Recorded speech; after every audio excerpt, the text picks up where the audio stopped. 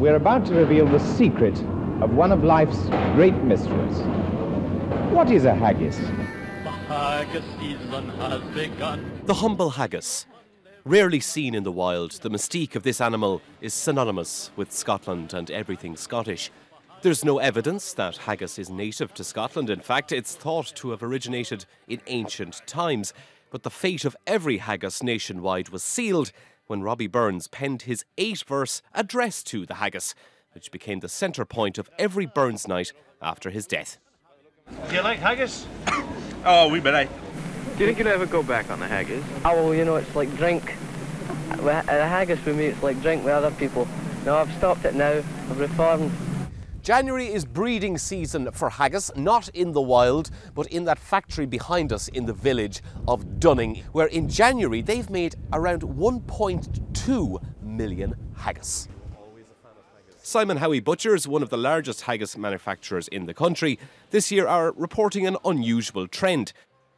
Because it seems that in the last couple of years, haggis doesn't just have an appeal in Scotland, but its appeal is spreading. Like 60% of our annual sales are taken up by, you know, south of the border, so to speak, so England and Wales, which is great. We're sending a little bit to Northern Ireland now as well. And during Burns alone, we're going to be sending about 750,000 haggis down south of the border. Well, what should you eat with haggis? Chappit tatties and neeps. Chappit tatties and neeps. So what actually is the meat? What's the meat? So the meat is a mix of beef and lamb. So we've got a mix of beef offal and lamb offal, and then we add the seasoning, which is behind me here. Oats, barley, things like that. Pimento. We've got salts, peppers, and it all goes in together.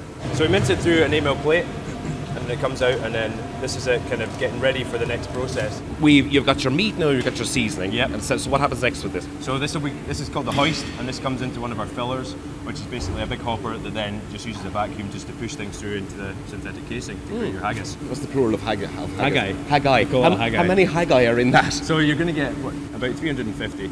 These trolleys hold between 450 and 500 kilos, and then we'll put them in the cooker, and you get 3 trolleys per cooker. I need one of those ovens at home, I think, actually, in the kitchen. Meanwhile, their competitor McSween's have noticed a similar trend. 54% of their sales are south of the border. So what exactly has non-Scots hankering after haggis? I think there's this perception of haggis now is getting better and better, and people are seeing it as being a versatile thing that you can have kind of all year round. You're not going to have it every night, but people have an appreciation for it, and it's got that great name behind it. You know, it's traditional as well. And inevitably, given the worldwide trend of meat-free alternatives, the vegetarian and vegan version has now made its debut. Definitely people are asking more about vegetarian options as well as the meat option. I'd say maybe kind of 30–40% now. It's very high. And also having it in a non-traditional form, so not just as haggis, neeps and tatties, but in a toasty like you see here. Quesadilla, the bonbons are very popular. So, a warning to the curious: if you're still on the lookout for haggis in the wild, you might be waiting a while.